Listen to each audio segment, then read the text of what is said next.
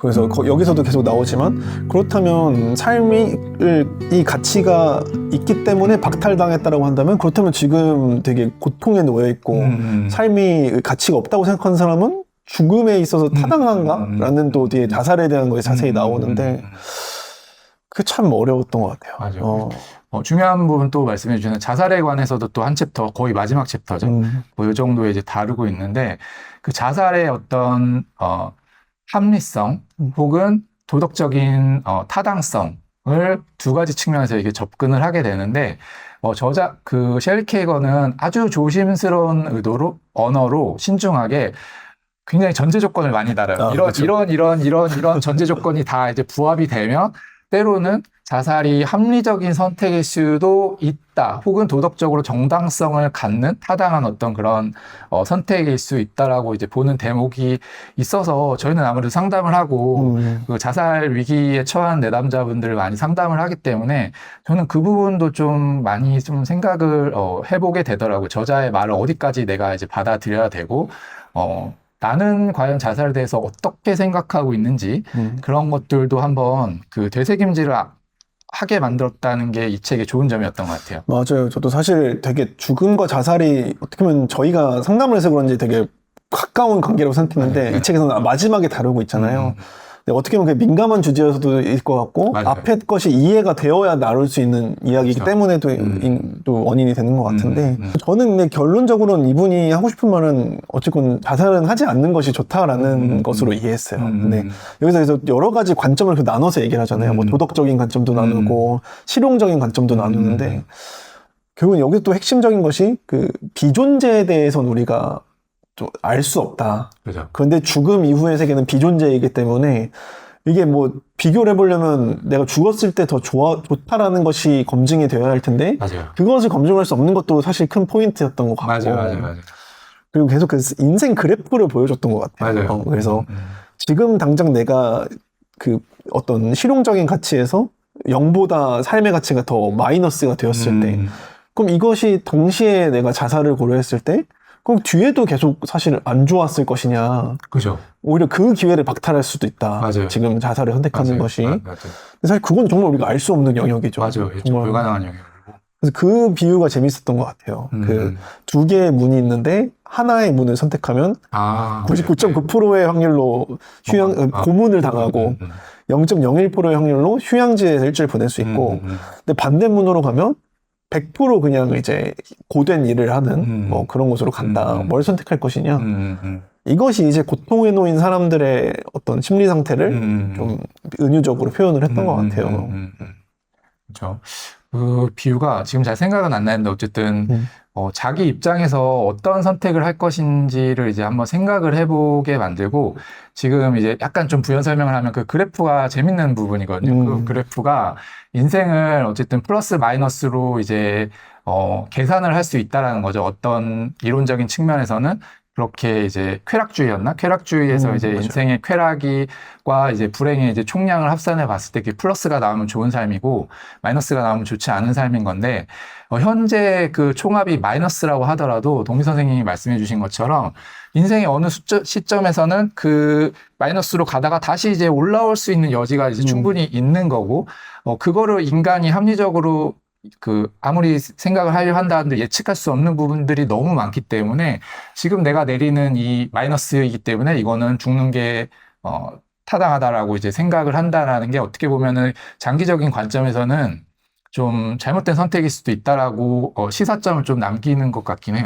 맞아요. 그리고 이제 어떤 사회적인 관점에서는 이것이 어떤 내 주변에 연결되어 있는 사람들 그리고 어떤 사회 구조에 어떤 좀 그런 자살에 대한 안 좋은 영향을 미칠 수 있는 것들도 얘기를 하는데 근데 이 부분은 이제 심리학자로서는 좀 그 내담자분에게서 그 책임을 지을 수는 없는 거라고 생각을 해요. 맞아요. 근데 이 책에서는 그렇게 얘기를 하고 있고 맞아요. 그래서 좀 더 오히려 우리가 정말 근본적으로 생각해 볼 수 있게끔 해서 더 좋았던 것 같습니다. 정말 죽는 것이 도움이 되는가? 라는 게 제일 화두였던 것 같아요.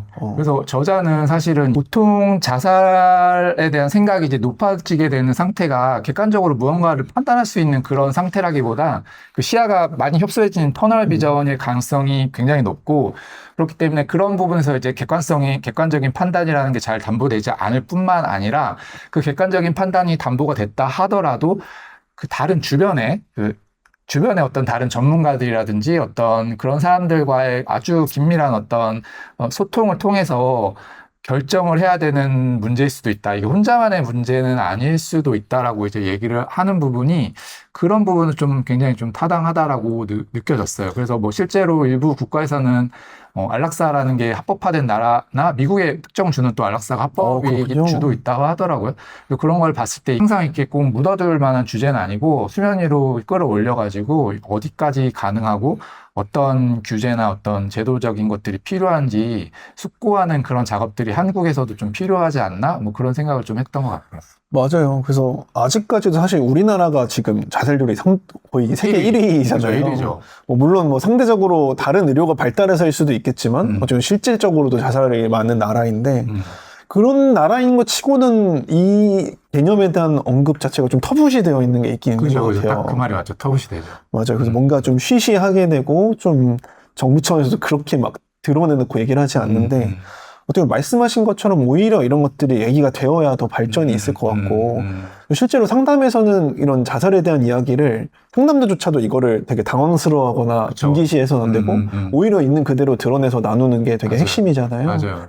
좀 더 많이 논의가 되어야 될 부분인 것 같아요. 맞아요. 그래서 임상심리 전문가 중에 이제 육성필 교수님이라고 계시는데, 이제 그분께서 이제 자살 위기에 처한 내담자를 이제 어떻게 이제 우리가 상담을 할 것이냐에 대해서 얘기를 정말 오랜 세월 해오신 분인데, 그분 강의를 한번 이제 온라인으로 들었던 적이 있는데, 거기서 좀 제가 중요하다라고 이제 포인트를 좀 짚었던 부분은, 어쨌든 내담자의 맥락에서는 그게 객관적이든 어쨌든 뭐 비논리적이든지 간에 내담자의 주관적인 경험 세계에서는 그렇게까지 생각할 수밖에 없었던 그 어떤 맥락이, 그렇죠. 일련의 맥락이 있기 때문에 상담자로서 그 맥락을 이제 아주 세세하게 이해하려는 노력이 이제 선행이 돼야 되는 게 맞고, 그런 거 없이 자살은 당연히 나쁜 거니까 안 됩니다, 이런 식으로 접근하면 오히려 상담실에 왔다가도 그분이 이제 그냥 가버리고 실제로 자살로도 이어질 수 있기 때문에 그런 접근은 아주 위험하고, 그래서 내담자한테 충분히 내담자가 경험하는 그 주관적인 경험들을 듣는 것들이 아주 제일의 전제 조건이다, 자살 위기 개입에서는. 그런 부분이 좀 인상적이었던 것 같아요. 정말 중요한 말이네요. 사실 꼭 자살 문제뿐만 아니라 모든 심리적 문제가 다 포함이 되는 것 같아요. 사실 객관적인 게 별로 의미가 없다는 생각이 들어요. 그렇죠. 이 책에서도 나오지만 저기서 심지어는 아까 말하신 그 객관적인 판단이 어려울 수 있다는 부분도 그래서 꼭 객관적인 판단을 해야만 하나라는 이야기를 하는 게 일종의 그 철학적으로 봤을 때는 좀 현상학적인 관점일 수도 있겠다. 그 사람의 개인 내적인 경험과 맥락에서 이런 것들이 어떻게 발휘될 수 있는지. 맞아요. 그래서 이제 수용전념 치료에서 얘기하는 게 결국엔 기능적 맥락주의라는 용어가 있는데, 그렇죠. 그 말 그대로 이 사람이 어떤 맥락에서는 그게 잘 뭔가 좀 원활히 되지 않기 때문에 불편함을 느낀다면 그 맥락을 우리 사실은 상담자가 짚어주는 게 필요한 거죠. 그렇죠. 지금 이런 부분에서 이렇기 때문에 죽음까지 생각하게 되셨군요. 그러면 이것을 어떻게 기능적으로 바꿔볼 수 있을까요? 라는 대화에서 그런 것들이 시작되지 않을까 라는 생각이 들고, 그래서 이 책에 나왔던 그 그래프 예시 중에 이제 뭐 이걸 X축이라고 한다면 마이너스는 밑으로 내려가는 거겠죠. 근데 이제 어떤 경우에는 사실 저는 이런 경우를 더 많이 보긴 한 것 같아요. 이 모든 게 계속 플러스인데 삶에서 상대적으로 낙차가 생기는 거죠. 그거 중요할 수 있죠. 그렇죠. 근데 어떻게 보면 이제 사람마다 환경이 다르잖아요. 그러니까 어떤 사람은 되게 어려운 환경 속에서 어떻게 보면 비슷한 사람들과 지내면서 크게 불평감을 느끼지 않는 거죠. 내가 뭐 좀 경제적으로 가난하고 몸이 조금 불편할 수 있지만 나는 이 안에서 그래도 행복하고 나름대로 잘 살아가고 있어. 근데 어떤 사람은 정말 많은 걸 가졌음에도 내 주변 사람들이 더 많은 걸 가진 거예요. 그러다 보니까 한 번 이렇게 미끄러졌을 때 객관적으로는 상당히 상류층임에도 이제 그런 죽음에 대한 생각까지도 하게 되는 거죠. 이게 사실은 우리나라에 어떻게 보면 자살이 많은 원인 중에 하나지 않을까 싶어요. 맞아요. 집단 압력도 강하고 비교도 많이 하게 되고 그런 것들. 그래서 좀 한국 사회에 대한 생각도 많이 하게 됐던 것 그렇죠. 같아요. 자살이라는 키워드가 한국 사회에서 중요한데 생각보다 잘 아직까지는 그게 그 제도적인 측면에서는 많이 논의되지 않는 부분도 있는 것 같아서 그 부분이 좀 아쉽다는 생각도 드네요. 맞아요. 그래서 최근에 그래도 조금 발전적인 흐름이 저희 지난번에 한번 강의를 같이 들었을 때 그 자살예방센터에서 강의가 나오셨잖아요. 이제 거기서 들었던 것 중에 인상적이었던 게 지금 자살예방센터만 있는 곳이 별로 없다.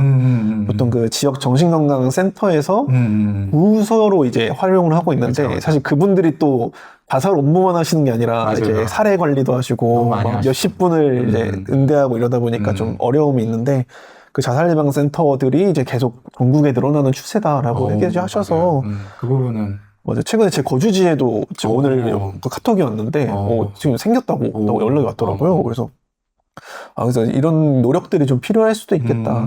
소통할 수 있는 그런 생각이 들었습니다. 맞아요. 네.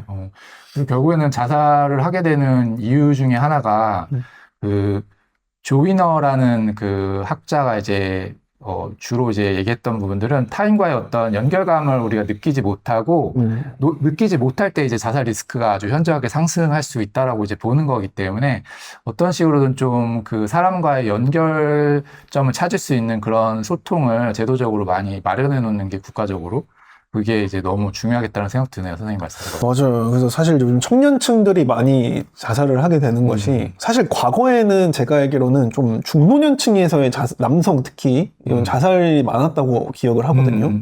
왜냐면 이제 그 나이대가 되면 조금 가족들로부터 소외되고 뭔가 혼자 좀 독거를 하게 되는 경우들에서 좀 발생률이 높았는데 이제 현대사회는 청년들이 약간 비슷한 상태가 되는 거죠. 이제 가족들하고도 분리되는데 예를 들면 이제 좀 지방에서 보통 서울이나 이런 경기도로 올라와서 혼자 생활을 많이 하게 되고 그러다가 이제 경제적으로도 어려워지고 이런 것들이 쌓이면서 되게 연결되어 있지 않는 느낌을 받는다. 그래서 사실 저희도 지금 같이 참여하고 있는 게 서울시 청년마을 사업 이런 것들이 그런 취지에서 나온 걸로 알고 있고 그래서 지금 지역 청년센터들에서 그런 모임 같은 거를 막 주최를 하더라고요. 같이 밥 만들어 먹기 막 이런 거. 그런 식으로 조금 이제 개인 차원에서는 뭔가 내가 돈을 내고 하는 그런 모임들은 꽤 있는 걸로 알고 있는데 조금 더 확실히 이런 국가 차원에서의 이런 사람들이 연결 지어주는 이런 사업들이 좀 필요하지 않을까 생각이 드네요. 그래서 이 책을 읽으면서 하여튼 그런 부분들에서 생각을 해볼 상담자로서의 그런 입장에서 또 읽었던 부분도 있었고 또 약간 주제를 바꿔서 그 죽음이라는 것들을 이제 대할 때 느끼는 감정의 적절성 여부를 이제 저자는 그게 과연 합리적인가에 대해서도 이제 의문을 갖고 죽음에 대해서 예를 들면 두려움을 느끼는 것은 합리적이지 않다라고 이제 말을 하고 있는데 저는 어쨌든 이분은 철학자이시고 철학적인 어떤 논증의 과정에서 합리성과 비합리성을 이제 구분하는 것들이 중요하기 때문에 그렇게까지 연결되는 건 이해가 되지만 죽음은 사회적인 거기도 하지만 다분히 개인적인 거잖아요. 그렇죠. 그래서 그런 측면에서 봤을 때 죽음이 두려움을 느낀다고 해서 그게 부적절하다고까지 말할 수 있는 걸까 한번은 생각을 해보게 됐던 것 같아요. 맞아요. 그게 이제 그 인간은 모두 홀로 죽는다는 게 그 루크레티우스가 한 말이었나요? 제 기억은 안 나는데. 누가 했던 말이죠? 그 통념의 저자가 반대하고 맞아요. 근데 이제 저는 처음엔 좀 반발이 들다가 조금 이해가 되기도 했어요. 그러니까 여기서 말하는 죽음이 죽어가는 과정이 아니라 진짜 딱 그 죽음 이후의 세계를 얘기를 하는 거잖아요. 그러니까 내가 비존재 상태가 되는 거. 그죠. 근데 이제 그래서 보통 사람들은 죽음 자체를 무서워하는 것 같다. 근데 죽음은 비존재 상태이기 때문에 우리가 알 수 없다라고 얘기를 하고 있는데, 근데 저는 사실 반대로 이제 개인적으로는 죽음은 별로 두렵진 않은 것 같아요. 그래요? 네, 근데 죽는 과정이 두렵더라고요. 그렇죠. 예를 들어서 여기서도 나오지만 사실 제가 오늘 갑자기 집에 가서 오늘 편안하게 이제 일과를 마치고 잠을 들었는데 자다가 이제 목숨을 잃게 됐어요. 사실 별로 뭐 아무렇지도 않겠죠. 뭐 이미 사고를 할 수가 없으니까. 그렇죠. 근데 예를 들면 내가 정말 뭐 만성질환이나 희귀질환으로 투병을 하거나 전 사실 제일 무서운 거는 이제 치매에 걸리는 거. 나중에 저도 치매 환자들 많이 보다 보니까 어떻게 보면 여기서 말하는 되게 중요한 요소들이 파괴가 하나씩 되잖아요. 그렇죠. 인격도 파괴가 되고 기억도 사라지고 몸은 뭐 자연스럽게 또 망가지고. 그래서 만약에 그런 과정들이 편안함이 담보가 된다면 죽음 자체는 많은 사람들이 내가 뭐 평균 수명 정도에 살았을 때 그렇게 두렵진 않지 않을까. 근데 다만 이제 결국엔 인간이라는 것이 질병에 걸릴 수밖에 없고 뭐 어떤 사고가 있을 수도 이런 불안감 때문에 더 고통스러운 것이 아닐까라는 생각이 들었어요. 저도 그 부분에 굉장히 동의하고 하나 더 이제 추가가 되는 거는 아마 내가 죽어가는 과정에서 인간은 누구나 다른 사람한테 크게 이렇게 짐을 지우고 싶지 않은 게 보편적인 마음인데 그렇죠. 내가 어떤 이유로 그런 부분들에 있어서 가족들이라든지 어떤 그 짐을 지우게 된다는 것 자체도 굉장히 부담스러울 것 같아요. 부담스럽고 물론 가족들 입장에서는 전혀 개의치 않고 이제 사랑으로 이제 돌봐줄 거라고 생각하지만 근데 이제 또 나 개인의 입장에서 이제 봤을 때는 그런 부분들이 좀 부담이 되는 측면은 확실히 있어서 그게 죽어갈 때 그 고통이라든지 기억 상실이라든지 이런 경우의 수만큼 두려운 부분인 것 같아요. 어떻게 보면 내가 좀 쓸모없어지는 느낌일 수도 있을 것 같고 그래서 이제 그런 척도가 있더라고요. 지각된 짐스러움이라는 척도가 이게 노년 어떤 자살이나 우울을 평가하기 위해서 사용되는데 네. 확실히 그런 부분이 맞아요. 큰 영향을 차지할 것 같네요. 맞아요. 노년기에는. 맞아요. 아까 그 조이너 말씀드렸는데 그 사람이 세 가지 자살 위기로 가는 가능성을 높이는 세 가지 요소가 지금 말씀하신 어떤 짐이 된다라는 느낌, 그다음에 연결감이 아주 현저히 떨어지고 내가 뭔가 어디에도 속하고 있지 않다라는 느낌, 정서적으로든 사회적으로든. 그다음에 세 번째가 이제 치명적인 어떤 그 실행력을 갖고 있는 거, 어떤 뭐 수면제를 많이 모아놨다든지 이 세 가지 요건이 이제 조합이 됐을 때 이제 그 자살에 이를 가능성이 높아진다라고 보기 때문에 그런 면에서 노년에 어떤 경험하는 그런 자살률이 올라가는 것들이 그 짐이 되고 있다는 느낌도 한몫을 하는 것 같긴 해요. 맞아요. 그 실제로 지금 너무나 이제 연령이 평균적으로 높아지고 어쨌건 다른 세대가 이런 노년 분들을 부양하는 데 어떤 국가적인 또 비용이 들어가기도 하고 또 그분들 사이에서도 사실은 또 경쟁이 생기잖아요. 또 작은 노인 일자리들을 또 차지해야 되고 이런 것들이 점점 더 그런 압박을 주는 것 같은데 지금 그런 짐스러움을 참 많은 세대가 겪고 있는 것 같아요. 청년들도 겪고 그렇네요. 전 세대가 뭐 중년도 겪고 뭐 중년 뭐 커리어상의 그 전환이 아주 많은 시기 그 세상이기 때문에 그러니까 이게 너무 참 여러모로 좀 부담스러운 그런 시기를 살고 있고 그래서 모두가 좀 어려운 시기인 것 같긴 해요. 맞아요. 그래서 아까 실존주의를 얘기했던 것이 사실은 그런 의미에서 오히려 조금 의미 부여를 덜 하는 게 필요하지도 않을까라는 생각이 들었어요. 의미 부여를 더 하는 게 이제 필요하지 않을까? 덜 하는 덜 것? 하는 게? 어떻게 보면 이제 의미 부여라는 표현보다는 뭔가 당위, 내가 지금 뭔가를 해야만 한다라는 어떤 소명이 있다라는 것이 좀 나를 더 그렇게 짐스럽게 만드는 것은 아닐까라는 생각이 들어요. 그럴 수 있겠네요. 사실 이제 실존주의에서의 뭐 그런 학자들마다 얘기하는 것은 다르지만 핵심은 결국에는 우리가 태어나는 것에 이유는 없다라고 얘기를 하고 있잖아요. 각자 그냥 심지어 이제 극단적으로 폭부적인 존재라고까지 얘기를 하죠. 내가 던져진 존재라고 얘기를 하는데 결국에 그래서 삶의 의미는 우리가 만들어가는 게 필요한 것 같아요. 그런 부분에서 의미 부여가 오히려 필요하네요. 이제 얘기를 하다 보니까. 그래서 이게 뭔가 사회적으로 부여된 의미가 아니라 나 스스로 이제 나만의 가치, 어떤 생각들, 저희가 소울에서 얘기했던 그런 내 삶의 어떤 방향성들 그것이 누군가 봤을 때는 뭐 부질없거나 하찮은 것이어도 사실 나한테 중요한 게 필요한데 이제 우리나라 사람들은 너무 남의 것을 평가를 많이 하는 거예요. 그렇죠. 야, 그건 너 지금 나이가 몇인데 그런 걸 하고 있어. 너무 쓸데없는 행동 아니야? 그러다 보면 사실 위축될 수밖에 없는 것이고 계속해서 좀 내가 하는 것이 나 자신에게 의미가 있다는 걸 좀 스스로 계속 곱씹고 자각하는 게 좀 도움이 되지 않을까. 맞아. 어차피 그 우리가 인간 수명이 지금 뭐 많아봤자 100세인데 100세를 살면서 어떻게 보면 정말 뭐 우주적인 시간 차원에서 보면 아주 뭐 너무너무 짧은 찰나의 순간인데 그런 순간을 외적인 어떤 기대나 사회적인 요구에만 맞춰서 살아간다는 것 자체가 좀 아쉬운 부분이 큰 것 같아요. 맞아요. 말씀하신 대로 내적인 어떤 나의 어떤 방향성이 무엇인지에 대해서 고민을 하고 그쪽에 좀 더 가중치를 둘 때 삶에 그게 좀 스스로에게 더 의미 있고 가치 있는 삶이 되지 않을까라는 생각도 들고 이 책에서는 이 저자도 뭔가 나의 육신이나 인격이 사라지더라도 뭐 책이라든지 뭐 이런 어떤 내가 죽은 이후에도 이제 존재할 수 있는 어떤 것들을 그게 뭐 자식이 될 수도 있고요. 그런 식으로 좀 만들어 나가는 것들이 그런 성취라고 표현을 하던데 성취를 해 나가는 사람이 좀 의미가 있다라고 좀 봤던 것 같기도 하네요. 근데 또 그렇게 또 생각해 보니까 되게 성취주의적인 부분도 있으신 것 같네요. 그런 부분이 있더라고요. 예일대 교수님이시니까. 그렇죠. 네. 근데 아마도 이제 그것이 이제 뭐 스펙트럼으로 봤을 때는 제일 좋은 건 진짜 뭐 책을 남긴다든지 이런 것일 수 있겠지만 뭔가 그냥 내 삶 자체가 내가 태어나기 전과 후의 세상은 저는 달라진다고 생각을 하거든요. 어떤 파동이라든지 어떤 분자의 움직임들이 어쨌건 내 움직임마다 그게 뭐 그렇게. 유의미하든 아니든 변화들이 있잖아요. 우리가 이제 저희 둘이 이렇게 얘기를 하는 것도 얘기하지 않았을 때와는 또 다른 어떤 미래의 영향을 아주 미약하게나마 줄 것이고 저희가 지금 보시는 분이 많지는 않지만 예를 들면 뭐 조회수가 70이면은 70명이나 그걸 본 거니까 그렇죠. 또 그 사람들이 또 다르게 행동을 하게 되고 맞아요.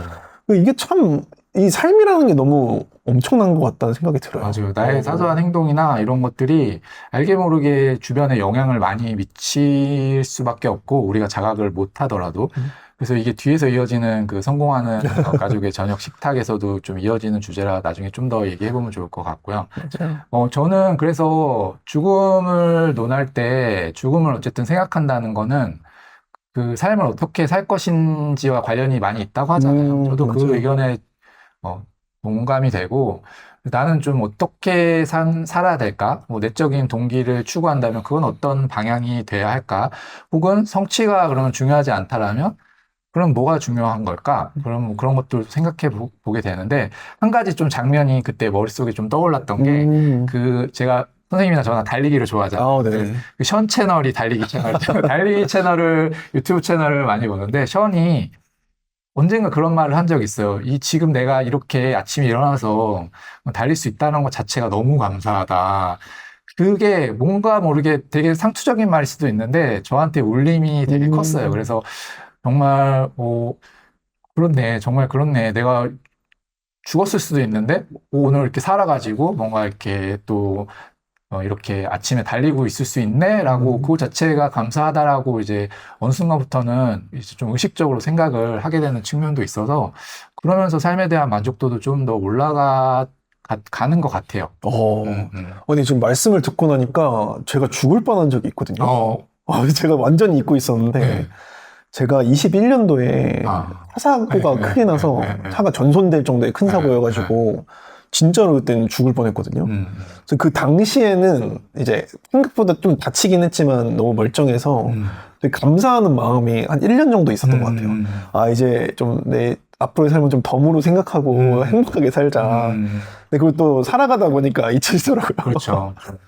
참 요즘 좀 다시 뭔가 일이 많아지고 좀 바빠지면서 어제 약간 좀 스트레스 많이 받았었거든요. 이거 어떡하지 이번 주 이렇게 생각하고 있었는데 말씀을 듣고 나니 감사하며 살아야겠다 갑자기 그 생각이 드네요. 이게 지금 없었을 수도 있는 이런 삶인데. 맞아요.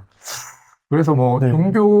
종교에 대해서 아까 제가 좀 초반에 언급을 했는데 종교가 좋은 부분들은 사실 여러 가지가 있긴 한데 제 개인적으로는 그런 부분인 것 같아요. 이제 범사에 감사라고 하잖아요. 맞아. 하다못해 밥 먹을 때도 식전기도 식후기도 이렇게 드리라고는 하지만 저는 뭐 열심히 하진 않지만 어쨌든 그만큼 지금 주어진 이 모든 것들에 대해서 감사하는 마음을 갖는 게 너 자신에게 도움이 된다라고 말하는 게 이제 그 어떤 종교거든요. 제가 생각할 때는. 맞아요. 그래서 이 자비의 어떤 집합체죠, 사실. 우리가 자비를 많이 또 얘기를 하게 되는데, 그래서 그런 부분을 한번 좀 자비 얘기를 할 때 또 종교에 대한 얘기도 나눠보면 좋을 것 같네요. 좋습니다. 이제 시간이 거의 됐는데, 한 가지 좀 얘기를 나눠보고 싶은 게 있어요. 이제 여기서 또 중요하게 다루고 있는 게, 이제 영생에 대한 내용인데. 그 부분이, 네. 그렇죠. 아까 이제 반대로 우리가 삶에 제한되어 있기 때문에 행복할 의미를 부여할 수 있다라고 말하신 거에 어떤 반대 개념이죠. 그렇죠. 그럼 과연 영생이 행복한 것인가? 근데 저는 일단 이 책을 읽기 전까지는 저는 영생론자였거든요. 그래요? 저는 정말 죽고 싶지 않다. 개똥밭에 굴러도 이승이 낫다라는 주의를 항상 갖고 있었는데, 네. 근데 의외로 주변에는 좀, 나는 그렇게 오래 살고 싶지 않다. 뭐, 어떤 사람은 40에 죽고 싶다고 얘기하시기도 하고, 어떤 분은 그래도 한 70, 80 되면은 그만 살아도 되지 않을까라고 얘기하는 분이 있었는데, 저는 어쨌건 관심사가 되게 많기도 하고 뭔가 계속해서 사실 끊임없이 즐길 거리들이 많이 나오는 것 같아요, 이 세상에. 재밌는 게 많죠. 계속 비슷하다고 하지만 계속해서 새로운 기술이 나오고 새로운 콘텐츠가 나오고 우리의 몸만 받쳐준다면 그런 것들을 거의 영원히 즐길 수 있지 않을까? 근데 여기서는 이제 어떤 우리의 삶의 기간을 뭐 만년, 10만 년까지 끌어올렸을 때 그런 것들조차도 다 부질없게 느껴질 것이다. 저는 조금 그 부분은 좀 공감은 되지 않았던 것 같아요. 근데 이게 뭐 이론적으로라기보다는 저의 성향을 비추어 봤을 때.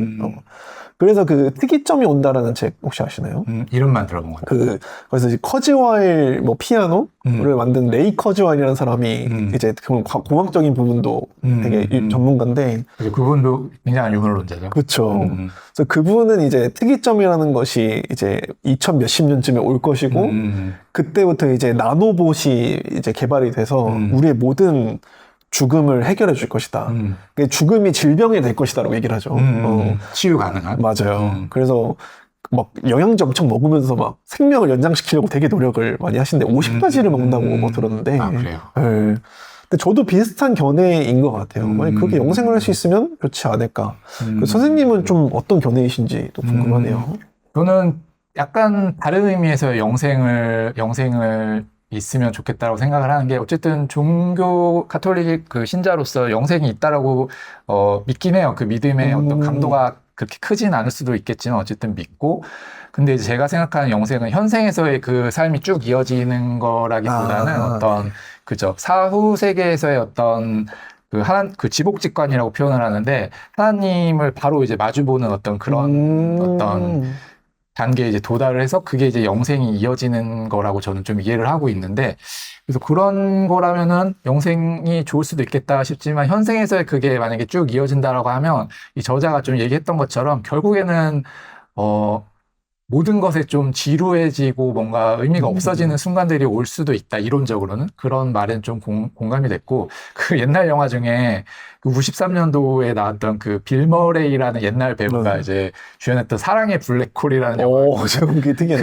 그 영화가 계속 이제 그 그라운드 호그데이라는 게 이제 미국에 있는데 그게 이제 겨울이 끝나고 이제 봄이 이를테면 경칩 같은 건데 그걸 이제 봄이 과연 실제로 올 건지 아니면은 겨울이 좀 더 길어질 건지를 그 마멋이라는 동물의 어떤 행동을 통해서 예측하는 그런 행사가 있어요. 재밌는 행사가 있는데 그 날이 계속 반복되는 거예요. 빌 머레이 그 주인공한테 그 날이 계속 반복돼요. 무한히 계속 반복되면서 이제 빌 머레이가 처음에는 같은 사람을 또 보고 계속 이렇게 하다 보니까는 너무 나중에는 실증이 나버리게 되는 거예요. 약간 거의 미치기 직전 단계로 가는데 근데 이제 이 주인공이 어느 날 그런 날들에 좀 변화를 줘야겠다라고 각성을 좀 했나 봐요. 하고 이제 그때부터 뭐 사람을 돕는다거나 뭔가 선행을 좀 하기 시작하면서 나름의 어떤 일상의 의미를 좀 부여하려는 그런 적극적인 노력을 취하게 되는데 그러면서 그 영화는 이제 결국에는 그 무한히 블랙홀처럼 이제 이렇게 순환하던 그 같은 날이 반복되던 거에서 벗어나거든요.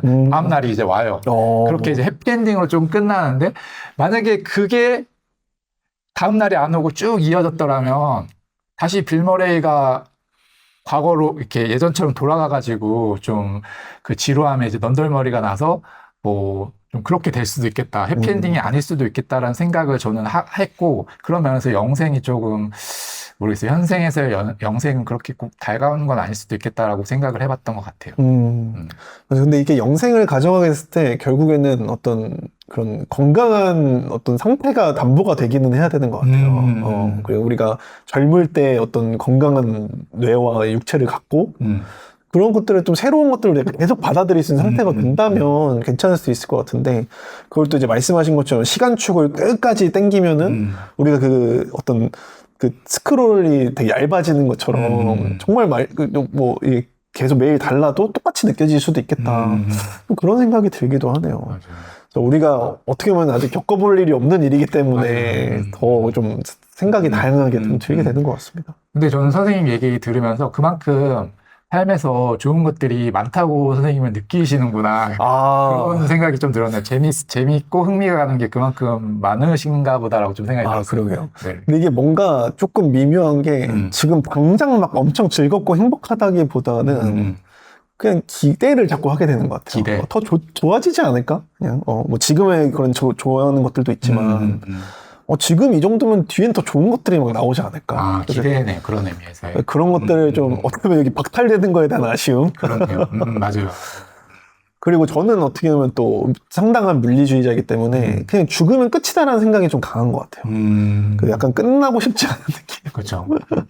맞아요. 그 마음은 저도 있는 것 같아요. 이렇게 책에서 그러니까 때이른 죽음이라고 이제 느끼게 되지 않을까? 내가 죽을 어떤 그런 시점이 왔을 때 삶에 좋은 게 너무 많이 있고 그거를 더 경험하고 싶고 그게 빼앗기고 싶지 않은데 죽음에 의해서 근데 너무 빨리 죽는다 이런 아쉬움을 갖고 죽지 않기를 바라지만 아마 높은 확률로 그런 어떤 때이르다는 느낌, 너무 죽음이 빨리 왔다라고 느끼면서 죽게 될 거라고 저는 좀 어느 정도 그렇게 예측을 좀 해보게 되고 그럼 만약에 그런 순간에는 또 어떻게 내가 마음가짐을 좀 가져가야 될까?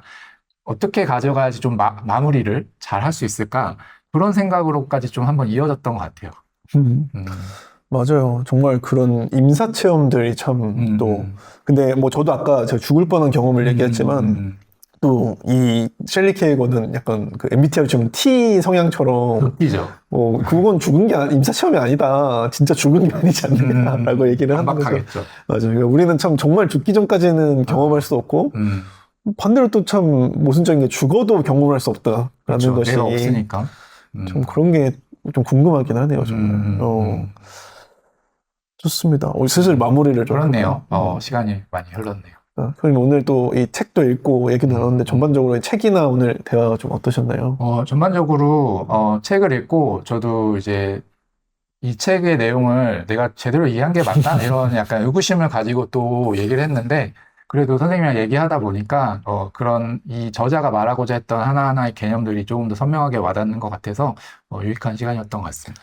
네, 저도 사실 다 읽기는 했지만 이게 워낙 되게 철학적인 책이기도 하고 되게 논리와 비유가 많잖아요. 그래서 좀 머릿속에 정리가 잘 안 됐는데 또 얘기 나누면서 정리도 해보고 좀 내가 생각하는 죽음에 대해서도 좀 더 대화를 하면서 생각했던 것 같아요. 사실 책을 읽을 때는 막 그렇게 깊게 생각을 못했던 것 같고 너무 양이 많아서 그래서 좀 다른 분들의 이 영상을 보시는 분들의 어떤 죽음이나 영생 또 이런 자살에 대한 생각들도 궁금하기도 하네요. 너무 혹시 궁금합니다. 의견이 있으신 분들은 또 이렇게 남겨주시면 좋을 것 네, 같고요. 유튜브나 팟빵에 좋습니다. 댓글로 남겨주시면 감사하겠습니다. 그래서 오늘 고생 많으셨고 또 영상을 좀 재밌게 보셨다면 구독, 좋아요, 댓글 꼭 부탁드립니다. 남겨주시면 감사하겠습니다. 큰 힘이 됩니다. 네, 그럼 저희 다음 책으로 또 뵙도록 하겠습니다. 네, 감사합니다. 감사합니다.